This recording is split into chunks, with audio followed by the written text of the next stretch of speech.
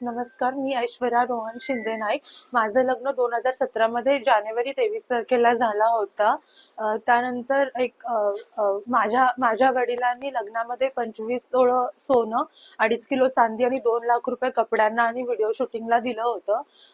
असं शिंदे नाईक फॅमिलीमध्ये मला दिलं होतं. त्यानंतर 8-9 महिने माझं संसार नीट झाला. त्यानंतर त्या लोकांनी मला त्रास द्यायला चालू केलं. त्यांच्या उद्योगांसाठी, पेट्रोल पंपसाठी, रोड कॉन्ट्रॅक्टसाठी, जीन पॅन्टच्या कारखान्यासाठी 50 लाख रुपये आण, कधी 1 कोटी रुपये आण, असं त्रास द्यायला चालू केलं, मारहाण करायला चालू केली. अ, मग त्यांनी असं त्रास देत असताना मी माझ्या माहेरी गेले आणि आम्ही अजून नांदायला येणार आहे असं बोलत असताना पण माझ्या नवऱ्यानी घटस्फोटाचा दावा दाखल केला कोर्टामध्ये. आणि मध्यंतरी आणि हे सगळं मी त्यांच्या फॅमिलीमध्ये पण सांगितलं होतं, काका काकूंना, त्याच्या आत्यांना वगैरे पण मी हे सगळं सांगितलं होतं. तरी पण त्या लोकांनी काहीच मदत नाही केली. त्या लोकांनी पण आम्हाला फोर्स केला की पैसे घेऊन ये, नाहीतर तुला इथे नांदायला नाही भेटणार, नाहीतर तुला आम्ही अपत्यप्राप्ती नाही होऊन देणार. त्यांनी असं मला दबाव घालत होते प्रत्येक वेळी.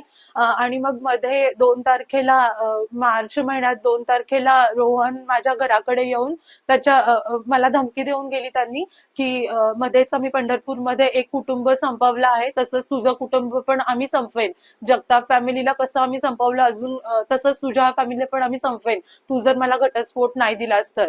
आणि माझे दीर आता सध्या नगरसेवक आहेत पंढरपूरमध्ये. त्यांनी आजच उपमुख्यमंत्री एकनाथ शिंदे साहेबांच्या उपस्थितीत शिवसेनेमध्ये त्यांनी प्रवेश करणार आहेत. त्यांनी असं राजकीय पण सारखं आमच्यावर दबाव आणतात.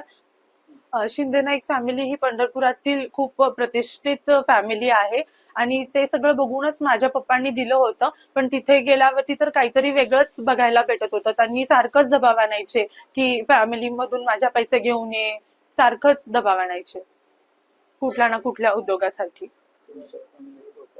आणि या सगळं आणि या या म्हणजे त्यांनी राजकीय पण स्ट्रॉंग असल्यामुळे माझ्या फॅमिलीला धोका आहे. त्यांनी असं बोलून गेले, मध्ये धमकी देऊन गेली त्यांनी मला. आणि लवकरात लवकर आम्हाला या सगळ्यांमधून न्याय भेटावा असं मी सांगते सगळ्यांना.